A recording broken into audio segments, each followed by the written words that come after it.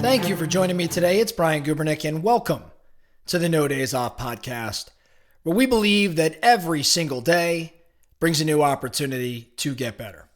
Before we get into today's topic, I would like to ask that if you are into all that we're sharing here, if you're part of the No Days Off Nation, if you want to show your appreciation for our group and our podcast, the best thing that you can do is share today's episode or one of your favorite episodes with a peer of yours, someone that you think could in fact benefit from the topic for today or any other day. So again, people ask me all the time, Brian, how can we help? Well, the best way is to spread the word. And I think by sharing the podcast, that's the mechanism to do so. So I would appreciate it. It would mean the world to me. Thank you for your support as we are coming up on 300 episodes here shortly. Let's get into today's topic. Today, I want to talk a little bit about sales and marketing. And this should be a pretty quick hitter today as we talk around sales and marketing. We don't always get as tactical with sales and marketing strategy or even business strategy. We talk about leadership and overall business strategy, but we don't get as tactical as we may like to do. And today we're going to do that. Today we're going to get tactical, and we're going to do so by talking about the decoy effect. The decoy effect. Now, the decoy effect is this phenomenon used in marketing and in advertising and in sales to drive specific consumer behavior. It is exactly as it sounds, a decoy effect. Let me give you an example of the decoy effect. Let's say you've got a bottle of wine, and that bottle of wine is priced at $5. Now let's say you've got another bottle of wine, and that bottle of wine, while slightly better than the first one, this one's priced at $12. So you've got bottle A at $5, bottle B at $12. Now bottle B is a little bit better than bottle A, but studies would show that most people, unless there's a sizable difference in the quality, most people will default to bottle A, the cheaper one. It's less than half of the cost of bottle B. Now, we introduced the decoy effect. We had a bottle C, and bottle C is priced at $80. So bottle A at $5, bottle B at $12, and now we throw bottle C onto the shelf, and it's $80. Bottle C is a decoy. Why is it a decoy? Because what human behavior displays is that bottle B now becomes more appealing because it's being compared against an $80 bottle versus the $5 bottle it was previously being considered against. Bottom line, in a sales environment, the data will show that if it was A versus B, A, the $5 bottle, is likely to sell more. However, if there's A versus B, but then you add C, and C is set up in such a way that it's a decoy, in other words, it's priced high, it makes bottle B's price more appetizing. And now bottle B is likely to capture about 2/3 in some of the tests I've seen, about 2/3 of the total sales. C will get some because high-end people will spend money on higher dollar things with the belief that it's more valuable. Same goes for the $5. People will save money and spend on that. 2/3, though, will go to bottle B when there's A, B, and C options. Maybe another example of the decoy effect. Let's say you've got 2 hamburgers, right? You've got the basic burger that costs $10, and you've got the deluxe burger that costs $15.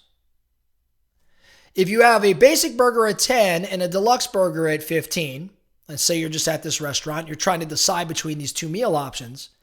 Initially, you might lean towards the basic burger because it's cheaper. However, what happens when the restaurant introduces a third option, the mega burger? And the mega burger costs $20. So you've got a basic at 10, a deluxe at 15, and a mega at 12. Now that deluxe burger, that $15 burger, suddenly seems like a better deal compared to the more expensive mega burger And that's because the mega burger serves as a decoy. It makes the deluxe burger appear more attractive and better value than it did before the introduction of the mega burger.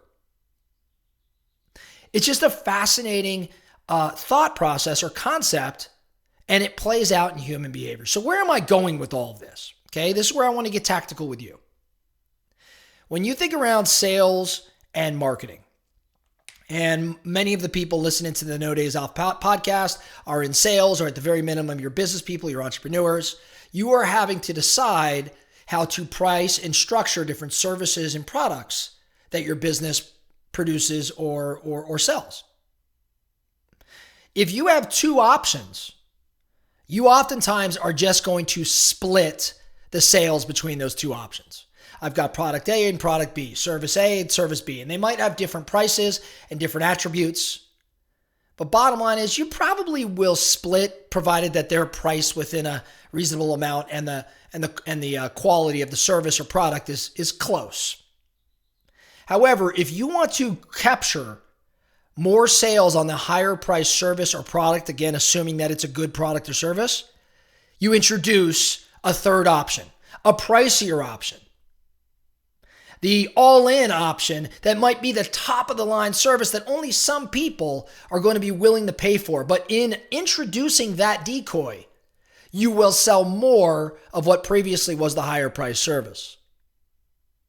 So if you're running a sales business that offers different services, maybe offer a tiered sort of structure where you're increasing the types of services that you're providing or the value of the services provided, but you're also increasing the cost. And what you'll find is that people will have a tendency to opt to the one sitting in the middle. If you've got a product, same sort of thing applies.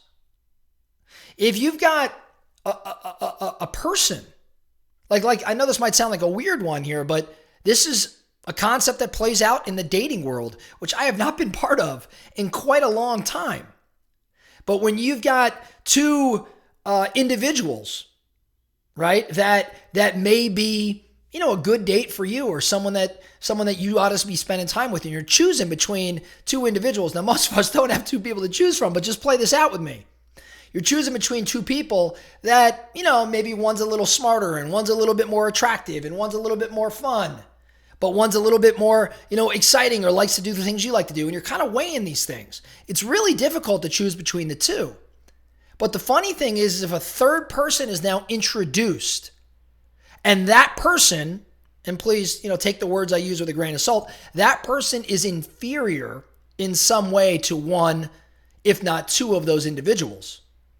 It will make one or two individuals look better. In other words, it will aid in the process of selecting between the original two. It's funny, but think about how this plays out in your life.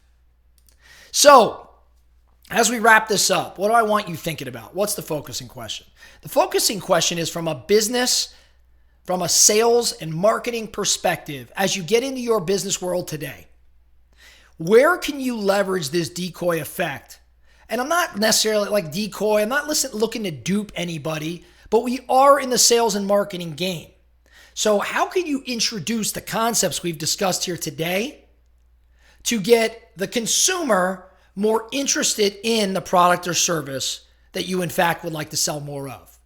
Again, like I said, I think many of our listeners, this concept very much applies to your daily world, your daily life. So on that note, thank you so much for listening. No Days Off podcast. Really appreciate everybody that hangs out here, spends time with us, and puts in the work. Do me a favor and remember, every single day brings a new opportunity to get better. So let's get after it.